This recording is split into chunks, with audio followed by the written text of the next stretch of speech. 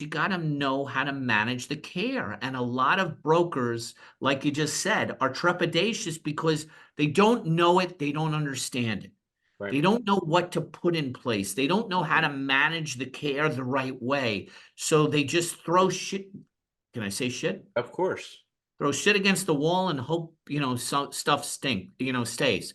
To me, I manage my groups a lot differently. So I'm looking for the right demographics. I'm also looking for, when I see something where there's something that's out of the norm, I attack it immediately, and then I go to my employers and I tell them about it so that this way we're working on the strategy together.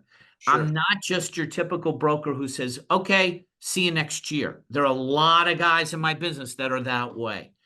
I get my hands dirty. I do a lot of the work that most guys don't want to do. And the reason why my groups run efficiently is because of that. Welcome to the Rockstars Rocking podcast, powered by Voluntary Disruption, a show dedicated to people who are crushing their business and life goals. These are bite-sized conversations with leading rock stars in their respective industry who are pumped to share their story to help drive you to the next level. So, are you ready to rock? Speaking of rock stars, here's your host, Eric Silverman.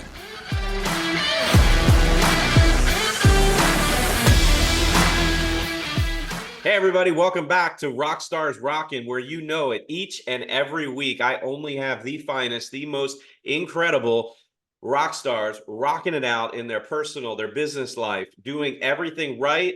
Maybe not always, but we're going to only talk about the good stuff. Now, jokes aside, look, I am so excited to have my good friend Larry Turell, CEO, founder, president, extraordinaire of Customized Consulting Services, hailing originally out of New York, living and working remotely most times out of Boca, Florida. Boy, I'm envious of that. I tell you what, particularly this time of the year with spring training. We'll get to baseball later. Everybody welcome Larry. Larry, what's up, buddy? Thanks for coming on the show. Thanks, Eric. I really appreciate it. Thanks a lot for having me. I hope to share some good ideas with you today. So thanks a lot for having me. Oh man, I'm super pumped. And first, we have to start with a couple of the most important things. Number one, and this is going to trump number two, you'll totally understand. Number one, for those that don't know it, Larry is an insanely big Orioles fan. That's why I wore my 2024 spring training Orioles hat and my postseason Orioles sweatshirt today. Ain't that right, Mr. Turell? No, it is not. But for all of you that are watching, I am a former bat boy for the New York Yankees, and I am a diehard Yankee fan. Oh So my goodness. Good. Well, we're we going to go get head to to head with Eric and the Orioles. Last year was the first year that the Orioles actually did something, but normally you guys are basement dwellers. That's not inaccurate. And we're going to talk about the Bat Boy. We're going to talk about the Yankees. We're going to talk about baseball, talk about self-funding, medical, and everything in between. And number two, because sorry, I can't beat the Orioles here, but number two, the day we are recording this, Tuesday, February 27th, everybody, it'll be belated, but make sure you shoot Larry a message. Today is his big happy 29th, right? Ain't that right, Mr. Larry? If you want to say 29th, that's fine. But yes, today is my birthday. There you go. Well, happy birthday. I will spare you singing, though. I don't think that anybody wants to hear that, I assure you. Okay. So Larry, I want to we're going to dig into baseball. We're going to get to a lot of things. I'm super pumped, but one of the most intriguing things to me when we met many months ago was when you were explaining to me how you were kind of born into the employee benefits insurance world vis-a-vis your father, who was one of the originators when it came to designing innovative medical plans, not just an old-fashioned traditional status quo Blue Cross plan. And I've interviewed, over 100 people. I've talked to thousands of advisors and brokers. I've never met anybody who said they were born into it, let alone somebody who said it was on the innovative self-funded side. Can you tell me about that? Were you born into, Dad, I want to sell insurance? Is that how it worked? Or you tell me. It's very funny that I'm sorry to interrupt you, but Oh, my dad was an innovator when it came to insurance and medical plans and self-funding. And the interesting thing about the way that he did it was that he worked for New York Life at the time, and New York Life used to sell group medical plans, those major medical plans, and then you bought hospitalization and you bought Part A and Part B and stuff like that. And he said, this is so antiquated the way that we do it. And he knew that our health system needed to change back then. And I'm going back probably 40 some odd years. Oh, goodness.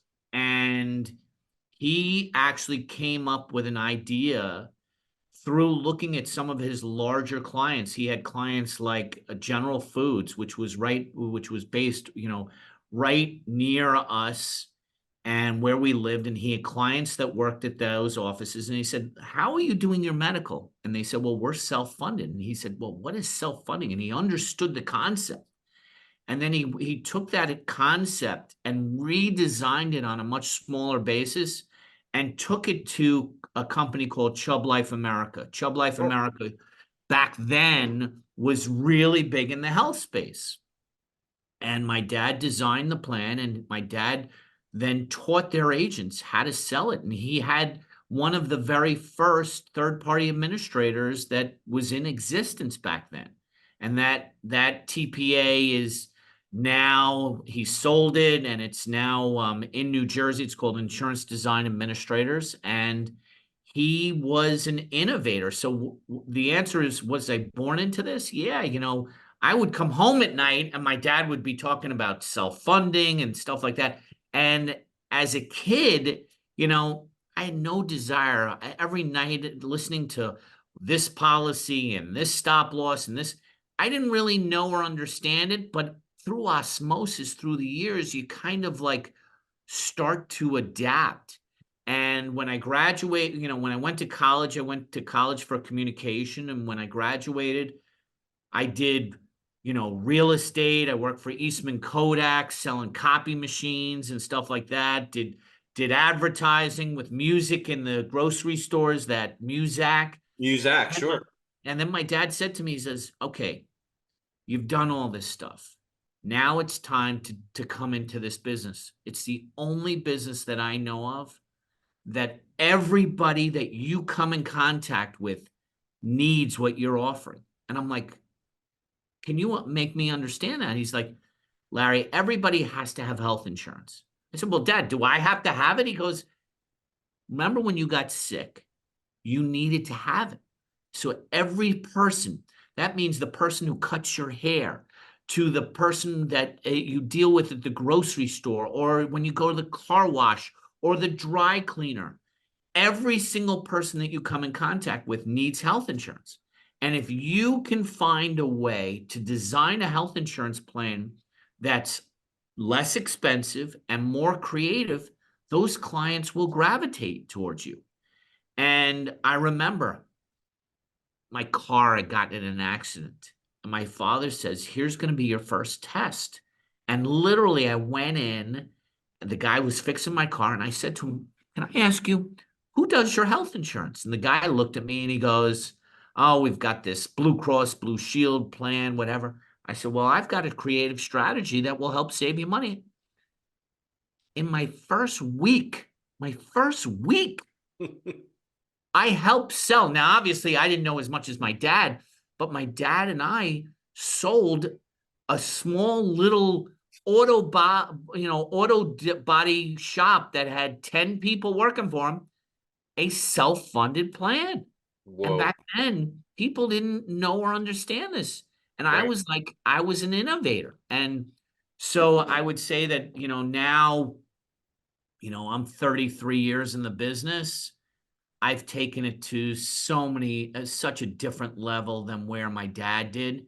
And my dad, I remember when I did Spencer Smith's podcast, he was like, I made him, I took it to Arizona and made him watch it. And he was like, just the look on my father's face, seeing me was meant a lot to me, but not the same as if I could communicate that to him. But Sure. he really made me understand, and he taught me this business from the ground up, meaning I learned in a much, much different way than people learn business today. I mean, my father, the first thing he did was First day of work, I'll never forget. He handed me a group insurance policy and he said, okay, read this.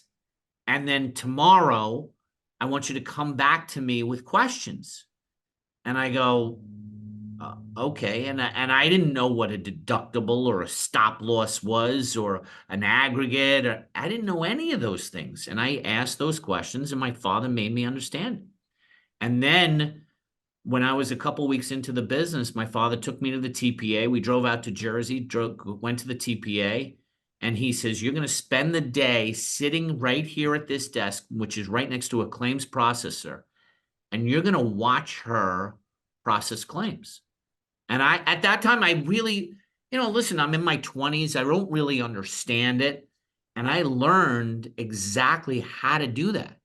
And then after he taught me that, then he says, okay, now you're going to learn how to quote and underwrite. And he showed me how to get demographics and get information from clients and ask them these questions and then help underwrite.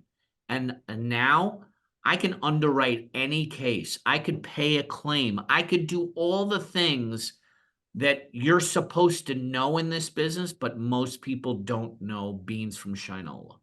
And that's my father's term, beans from Shinola. Beans from Shinola. Make a note, my editing team, we're not going to cut this out. That's probably going to be a good contender for the name of your podcast.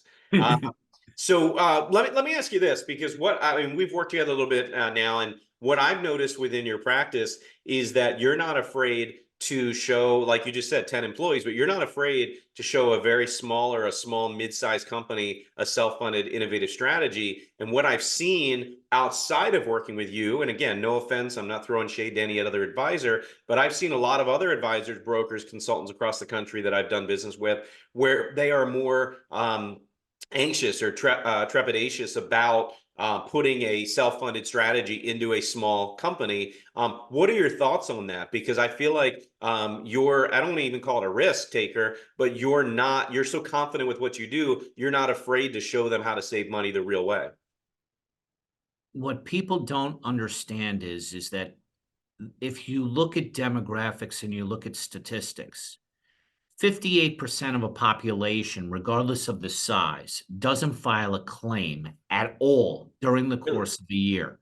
And those are real statistics. So when I look at my groups that are 10 lives, 50 lives, 300 lives, the numbers are still the same year in and year out.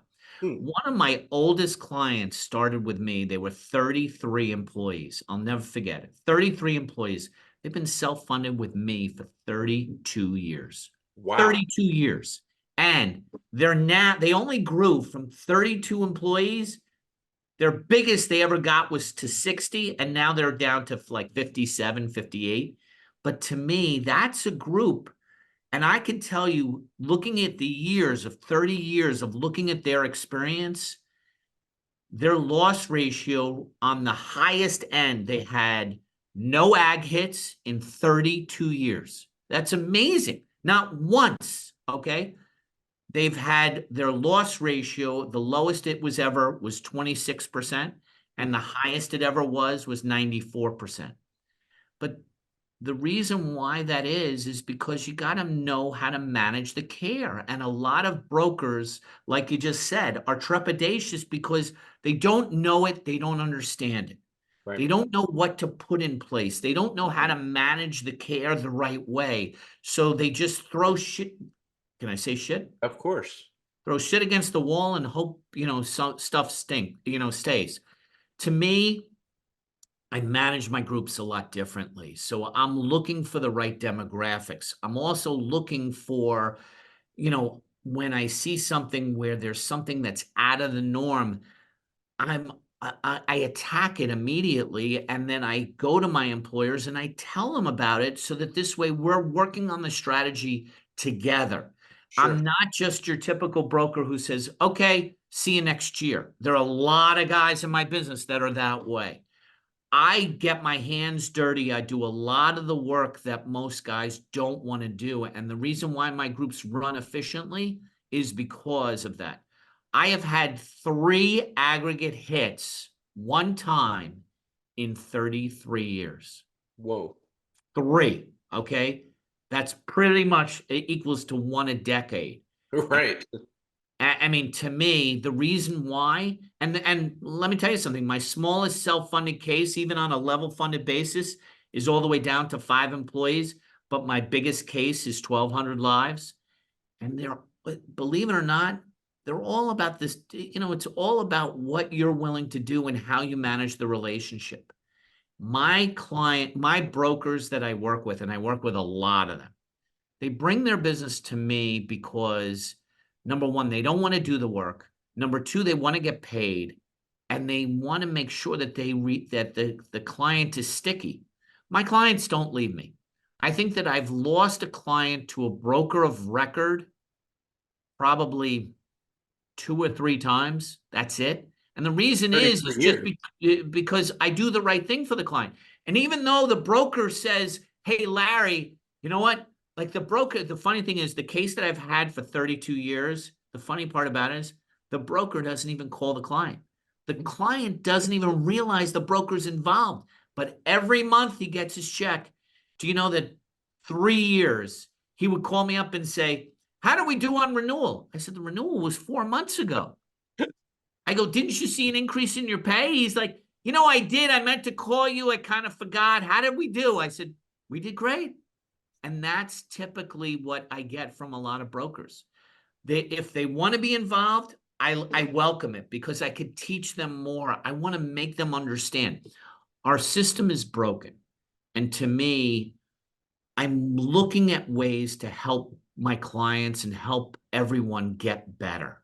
And if a broker comes to me and he says, Larry, I've got this 25-man group or I got a 50-man group and I don't know what to do and I don't know how to manage it, can you help? The answer is yes. I one of the biggest things I hear from advisors, brokers, particularly when they're trying to focus on a smaller mid-sized case, is that and I'm not a medical guy, everybody listening knows that, but they always complain and explain that it's so challenging and nearly impossible to get any data that's going to help them with putting a fully insured case that's smaller into a level or self-funded plan. Do you have any type of tips or tricks or advice you would give So another? the answer is yes. There was a law that was passed about a couple of years ago where I'm able to get historical data. But the other thing is this, is that a lot of times these clients have large deductibles or an HRA or an HSA, and you can get some of that data. But Okay. what I think that separates me, what my dad taught me, which is another unique relationship, was my dad said to me, I want you to go and I want you to I want you to take the top insurance companies. So in New York, it was Oxford, it was Blue Cross, it was Aetna. And he says, I want you to find someone who works in the claims processing area. And so what I did was I went out and I found these people. I'm not going to tell you who they are, what their names are, whatever, but I found these people. And I will tell you that I've maintained those relationships for 10, 15, even 20 years. And those people have gone this way. They've gone up through the ranks, and most of them are still with the company. Some of them left and new people are in there. And when I made those relationships, it made it easier for me because guess what? I was able to get data that most others couldn't get. Now, they couldn't give it to me in writing because if they did, they would get in trouble. But I would never reveal my source. And I'd say, it was very funny. I did a renewal. I remember this about 15 years ago. I'm doing a renewal, and this client's with Oxford. And Oxford goes ahead and gives them a 34% increase or 35%, something like that. And the client goes, I don't know what my experience is. I said, well, I call him back and I get my guy on the phone. The guy says to me, yeah, Larry, I'm looking at this case and we gave him a 35% increase. And the only reason is we have one individual who's got some large claims. But aside from that, the group's running at roughly about a 54% loss ratio. I said, well, then your increase is not warranted. So the guy was less than 100 employees, and Oxford says we're not giving out the experience, blah, blah, blah. And he's fighting with them. And the incumbent broker is working with them. And the incumbent broker says, I was able to get some information, and it looks like your loss ratio was only 54%.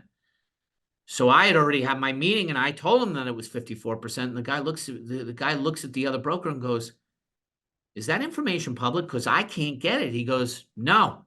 He goes, "I'm the broker. I'm the only one who could get it." He goes, "Well, I already knew it was 54% because we had a competitor come in and tell us the exact same information. P.S. I ended up writing the account and I kept the account for about 7 or 8 years until they got acquired. But the client had so much confidence in me because I was able to get the data and know what to do with it. And a lot of times I think that people just don't know what to do with the information that they have. And how do you assimilate it? How do you translate it? I mean, I had a car dealership in upstate New York. The guy says to me, "I hate chiropractors. I think they're crooks. I think they're the worst." And he says to me, "Every plan that I've looked at, they have so much chiropractic coverage, and I know my employees are going to take advantage of me." So I said, "Well, if you go into a self-funded plan, we can remove that benefit." He looked at me like I had three heads. He goes, "You can do that for me. You got a deal." So I took it out. I took it out. And I have to tell you, I go up and I did employee meetings, and employees would say to me, "What about chiropractic care?" And I'd say, "It's not a benefit included in this plan." And the employees were not happy, but guess what? I had the account for about 5 or 6 years until he got acquired. And he said to me, "Best move I ever made by listening to you going into a self-funded plan, because I was able to do things that I didn't know that I could do." And a lot of people don't know or understand that. And, listen, you could always go to a client and you say, "Hey, listen, what about a self-funded plan?" The client's going to say, "No." Why? Because the word self-funding, it just sounds dangerous. It doesn't sound right. And there was Nassau County. I don't know, a lot of people don't know this. So back in the late 80s, Nassau County was in a self-funded plan, and the self-funded plan, Nassau County went defunct and didn't have enough money, and there were hundreds of thousands of dollars in claims that were unpaid. And self-funding for about 5, 6 years got a really bad rap because of it, because they couldn't pay claims. And what had to happen was that, just like anything else, the industry had to evolve, and there had to be changes inside those contracts so that this wouldn't happen. Same thing that happened with advanced accommodation. People don't know or understand. Brokers don't understand that stuff, but I do. And the reason I design it is because I work with the reinsurers, I work with the TPAs, I work with the medical case management people, because to me, if I work with these people, then I know how to design it in the right way. Sure. And that's what's important. So you just talked about quote unquote self-funded, and employers, prospects oftentimes will get a little hesitant. They'll give you the Heisman and they're kind of nervous about that. But one of the best things I ever heard of over the last many years, again, I'm not a medical guy, was I had folks explain to me, like a layman, that it's all self-funded no matter what. Self-funded, if it's employer funded, is even a fully insured plan is still self-funded. It's more about who's bearing the risk. Is that more of an accurate way to understand it? And have you ever had to try to explain that to an employer, to explain you're already paying for it, you're already quote self-funding it, it's just about the risk, and let me show you ways to mitigate that risk, and explain to you stories and examples on how I've done it for similar industries and similar sized clients? I'm a storyteller, and people will say, "Larry, the best thing I can do is make a layman or an employer understand." When I first learned how to drive, okay, and I'm going, today's my birthday, and as you know, I first learned how to drive. I remember when my dad got me car insurance, my car insurance deductible was $100. And if I got into a wreck or I needed something to do with my car, I'd come up with $100. Right. Do you know that the average car insurance deductible today is like $1,500, maybe even $2,000? Hmm. And what people don't understand is that the reality is that if their car insurance deductible was still at $100, their premiums would be all the way up here. Sure. But the reason that they're not all the way up there is because you're self-funding Right. yourself for that first $1,000 or 1,500, whatever it is. So what I tell employers is you're taking that exact same concept and putting it on medical insurance. So when you have a high stop loss of 25 or $30,000, on the surface it sounds like a lot of money, but the reality is that when you look at what you're paying in on your day-to-day claims, that number is really microscopic and not that big. Sure. So how do I get around it? I say to people, listen, what I'm offering you is a non-traditional approach to healthcare. I'm taking healthcare and I'm taking it out of the box. And what I'm doing is I'm going to give you a medical case manager. I'm going to give you a utilization review carrier. I'm going to give you a pharmacy network. I'm going to give you a doctor and hospital network. I'm going to give you an insurance company, which we now call a reinsurance company. And then I'm going to give you a claims administration firm. And then you're going to have me. And all those pieces together make up exactly what you have with United or Aetna or Blue Cross. Just the difference is that because we have all these different entities, each one of those entities gets a lot less money. And because of that, that's the non-traditional way. And what it does is it saves the employer a ton of money. And a lot of brokers say, Larry, what I love about the way that you explain it is you make it simple. Even somebody from me to understand who's not in the business, I get it. I have got financial advisors who do assets under management, who do life insurance, who are property and casualty guys who know nothing about this business. And they first thing they do is they put their hand up and say, just like before, I'm not interested. But if I make it easy and I do all the heavy lifting and I do everything for them, they love collecting that check. I mean, one of my biggest brokers makes $30,000 a month off of the self-funded business that I write with him. And That's just his share. that's his share. And he does zero. And every now and then he'll call the client and he'll say, hi, how you doing? What's going on? But for the most part, they do nothing. And they love that because I'm lifting everything. I'm getting involved in the weeds. And here's the best part about it. I protect my brokers 1,000%. Like I told you, I have a client's been with me 32 years. The broker doesn't even call them at all. He still gets paid every single month, even though he has nothing to do with the account. And people say to me, well, why do you continue to pay him? Why? Because that's where my bread is buttered. He brought you to the dance. He brought me to the dance. And without him, I don't have the account. Right. And that's what I want. I need guys that say, listen, I don't want to do the work, but I have the account. I have the resources. I have the ability to open the door for you. And then, I've had clients come back to me and say many times, hey, Larry, I want to put this in. Can you do it? Yeah, I can sell life insurance, or I could put in a group product like what you offer, Eric. But a lot of times I'll say, listen, the best thing for me is I'll give you somebody who can do it for you and then work it out with him. And I don't have my name in the mix. And they're like, practicing what you preach in that respect, because you're literally doing for your clients what the other broker is doing for you. That's how I protect them. And I'm not looking, listen, I do very well. I have a successful practice. I enjoy what I do.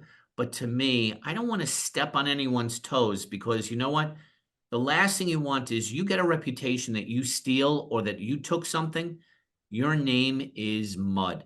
Sure. I'll never forget, probably about 25 years ago, I had a company called H. Stern Jewelers in New York City. Very large retail jewelry company.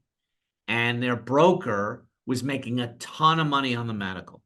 And I had a great relationship with the HR people and the CFO. And they said to me, we're thinking about putting in a group long-term disability program. We want you to do it for us. And I said, I'm sorry, I can't do that. She's like, why? I know you sell it. And I said, yes, I do sell it. I said, but you don't understand. The broker who introduced me to your account, he also sells it. No, we don't want to deal with him. We deal with you. I said, that's not the way I work. I call up the broker. I said, I don't care what you do. they're putting in a long-term disability program. You got to figure out a way to get, to make yourself in there. And Sure. he ended up selling it. He didn't include me in for any of it at all. And all he said to me was, thank you. And There you that's go. what I do. And to me, I protect my brokers because you know what? They need me. We're as we're starting to wrap up, but I have a number of things I want to go over. So but a couple of quick things before we get to my favorite topic. I want to talk about some baseball in a minute, but two things. One, when I met you, I kind of got an impression that you had a hyper specific focus in certain verticals. In your case, namely in the nursing, assisted living, rehab type facilities, but that might only more be my perception. What are your thoughts on advisors and brokers that want to entirely focus on a vertical versus going far and wide? And how did you end up in a certain vertical, even to a lesser extent? So I guess the answer is that look at your best clients, look at where they come from. It's funny because I happen to have a number of nursing home, drug and alcohol rehabilitation centers as clients. And the only reason I do is because people have referred that business to me and I happen to be good at it. And I speak their language. One of my brokers is a former recovering alcoholic, and he happened to make two or three introductions, and then they're the way that they speak to each other, they understood each other. I'm the guy who facilitates everything. So I now have been to those centers and I can speak their language and I understand what those people go through. And let me tell you something, it's not easy. That's a Mm, tough business. yeah. But I would say to you that, a lot of guys who say, well, I want to go like I spoke to a guy the other day. He says, I'm going after groups that are 500 to 1,000. And I looked at him and I said, how many do you have right now in your in your network? He goes, zero. So I said, so what makes you think that you can go all of a sudden from zero to 500 to 1,000? I said, it's not easy. I said, I had a rep come to me years ago and say, Larry, you're so smart. You know all this stuff. How come you're not working on bigger groups? And I said, because I just haven't been referred to them. But if I was referred to them, like I got referred to Mohawk Carpet, 1,250 employees. They're a client of mine. I do their business because I know who they are. I know how to speak their language. I know what they're looking for. So I can handle it, and I have the bandwidth to do that. You just have to put yourself in the right situation. You have to put yourself in that lane. And if you do, people will understand. Because remember, there's captives, there's all different kinds of things that you can do, but you have to know, and you can't spread yourself too thin. I mean, listen, I do a lot of things, but I do a lot of things very well. And that's what's important. So, Larry, I gotta ask you. When we started the show, you mentioned how you used to be a bat boy for the New York Yankees. And I tell you, as a little kid growing up, I always wanted to be a bat boy. Heck, I would have been a ball girl. I just wanted to be on the field, surrounded by players. It didn't matter. And share with everybody that story, because I mean, anybody who's a sports fan in general will find it as fascinating as I do. So it's very funny. When I was a kid, I remember when I was probably about 12 years old, I was playing midget league football. That's what it's And called. and it was called midget league football. And I Wow. remember that there was a bat boy for the New York Yankees that came in, and coincidentally, I won a raffle for the 1977 World Champion, signed picture by Chris Chambliss, Bucky Dent, Reggie Jackson, and Roy White. And I'm looking at it right here. It's in my office. I don't know if I can turn my screen, but There it there's is. Yeah. you see it there? Yeah, yeah. That's cool. That's it. So I got that picture and I won it. And what happened was that we went to Florida for Thanksgiving. We used to visit my grandmother, who happened to live in Fort Lauderdale. And my mom and dad would sit in first class, and my brother, sister, and I would sit in coach. But my dad knew that I was always a big Yankee fan. George Steinbrenner is on the plane, and my dad turns to George Steinbrenner and says, my son's a huge Yankee fan. Comes back, Says, you'll never guess who's sitting next to me. I said, who? He says, George Steinbrenner. I said, Dad, this is Delta Airlines. George Steinbrenner doesn't fly Delta Airlines. And sure enough, I walk up to the front and my mom is sitting there, my dad, empty seat, George Steinbrenner. And I just said, I love the Yankees. And I sat down next to him and we talked baseball for the entire flight down to Florida. And back then they weren't so strict with TSA and all that kind of stuff. And the guy told me everything about the Yankees. And then at the end of the flight, I said to him, do you have any jobs in Yankee Stadium for this summer? And he said, sure. What, do you want to be a vendor? And I said, no, I want to be a bat boy. And he just looked at me and he goes, done. I go, just like that? He goes, yeah, when are you coming back from Florida? I said, I'll be back Monday. He says, all right, I'll have the stadium manager call you and you've got the job. And I gave him all my information. And the guy, we got back from Florida and the guy called and I got the job. And I have to tell you, never look back. Wow. So, but I will share with you a Baltimore story because I know you're a big Baltimore fan and I know you'll appreciate this. So as you know, AL East rivals, the Yankees and the Orioles were always very big rivals. And back then, you know, Jim Palmer was known, he was your ace. Sure. And in 1983, when I was bat boy for the Yankees, I will admit that the first place team that the Yankees were going head to head with was the Baltimore Orioles, who ended up winning the AL East that year. And we finished in second place. And one of my friends who lived in Baltimore, huge Baltimore fan, said to me, if you could ever get Jim Palmer's name on a baseball, it would mean the world to me. So sure enough, I happened to, you know, Baltimore's in town. I go up to Jim Palmer. I said, Jim, because what you don't realize as a bat boy is you're a human being.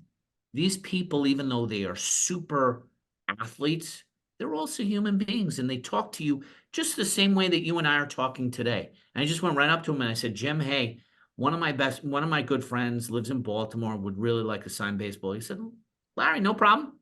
Gave him a baseball, signed it to my friend's name, said, hey, my friend's name is Mickey Haas. He said, hey, Mickey, you know, sign the baseball. This guy said to me, Larry, I spoke to him like maybe a couple of years ago. I lost touch with him. He said, a couple of years ago, he said to me, Larry, I still have that baseball. I cherish it. And I will tell you that Jim Palmer was a hell of a nice guy. And, you know, I met every player in the American League, from Gaylord Perry to Rod Carew to Reggie Jackson. And you can't imagine what, you know, there's great stories there. I mean, I could talk baseball until I'm probably blue in the face, but you guys had a great team that year, a really good team that year, and you beat us out. And I remember going to those games and watching, and it was really pretty exciting. Well, I mean, you skirted around the big elephant, man, and that is the last time, unfortunately, the Orioles did win the World Series against the Phillies. It was the Battle of Interstate 95. I was around, but I gotta be honest, I don't remember it. I wish I did. But nonetheless, man, that is just a fantastic story. Now I'm just curious, did you I don't even know, do bat boys go on the road? Were you able to? So it's a very good question. So the last road trip, we were allowed to go on the last road trip, and the last road trip was to Boston. So I ended up going to up to Boston. We were supposed to do Boston and Toronto, and we ended up only going to Boston and spent 3 days in Fenway and then back. And Fenway, I mean, Fenway is great, but it's a dump. I mean, it's a dump. It is.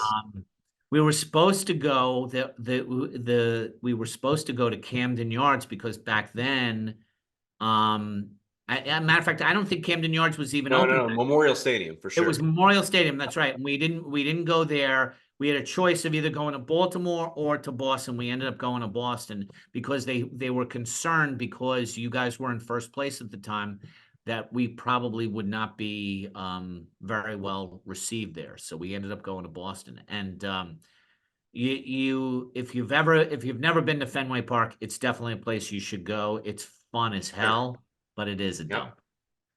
dump. Well, a couple things. One, it is a dump, but I mean, I'm just amazed you got to be in and right on the field in Yankee Stadium, the original. And then of course, Fenway. My God, I mean, I've been to. I never got to original Yankee Stadium, but I've been to Fenway. I've been to Wrigley. Been to a lot of the old ones that are still around. And Fenway's very unique. You got to go at least once. Cross it off your list if you're a sports baseball fan. But it will be, as soon as you see it, you'll understand what Larry and I are talking about. Were there any situations in your childhood growing up that you still relate to and remember, whether insurance related or baseball related, that you haven't already shared, that come to mind that we can leave folks with? Well, I would say this to you that, as a kid, I love baseball. I was big baseball fan. I watched the Yankees all the time. I never liked the Mets. And what I've always learned is that whether it's in baseball, whether it's in any sport for that matter, those athletes, when you treat them that they're here, that's a mistake. Treat them like a human being. And I will tell you that they will respect you and know you. I remember that 3 years after I was a bat boy, I would go into a club in Manhattan and I bump into Dave Righetti. Now, Hmm. Dave Righetti got much more famous after he left me, even though he threw the no-hitter and I'm in the game. He sees me and he goes, "Hey, Larry, what's up?" And remember, he's a lot older than me, but just a real guy. And I think that what people don't understand is, yes, it's amazing to see these people, but if you treat them like human beings, sometimes they want to get out of the spotlight and they want to have a beer with a guy, or they just want to hang out. And to me, what I've learned is that everybody is the same. They put their pants on the same way that you do. They tie their shoes the same way. And guess what? You treat people the same way, they'll give you the dignity and respect. And what I've come to learn, especially by doing that experience, because to me, I was so afraid. I'll never forget the first day. I went up and I took a handful of dirt and I put it in my hand and I go, "Oh my God, I'm at Yankee Stadium on the field holding Yankee Stadium dirt." And you know I hope what? you kept it. Oh, of course I kept it. I have it at home. But to me, it was a surreal experience that I'll never ever forget. I got invited back after my 10-year anniversary to go, and that was a lot of fun. But anytime you want to talk baseball, I have stories that would knock your socks off. There you go. Well, I love the story about Rags. I mean, you're throwing it back. For those that don't know him, the huge left-handed pitcher, just a good dude. And I did just pull it up because I was curious his age. You're not too far away from his age at that time, and certainly now. So I love how he related with you and you got along. It's such a cool story, and similar to Jim Palmer, and that just a down-to-earth good dude. Last question. Did you agree when Mike Mussina decided to go into the Hall as no logo on his hat? I did, because you know what? I have learned a lot from Mike Mussina in my business, and I've used him as a reference many times. And the answer is why. The question is why? Because Mike Mussina, when he was inducted to the Hall of Fame, in his speech, he said, "I had to learn how to adapt. I needed to learn how to change. When I first came up, I could throw fastballs and I could get hitters out. But as my career developed, I needed to learn how to throw more off-speed stuff and how to design the pitches in such a way where people really understood what it means to pitch." Sure. And in my opinion, I am the same way. When I first got into this business, it's much different than it is today. And you have to learn how to adapt. And those are the people that are the most successful. The ones that don't want to adapt and say, this is the way that I do it and I'm not changing. Guess what? Those guys become dinosaurs. And you know what? At 33 years in the business, I'm still changing every day. I'll never forget, one of my managers said to me, I don't understand. You've been 20 some odd years in the business and you still do it the same. You do it now the way the young guys do it.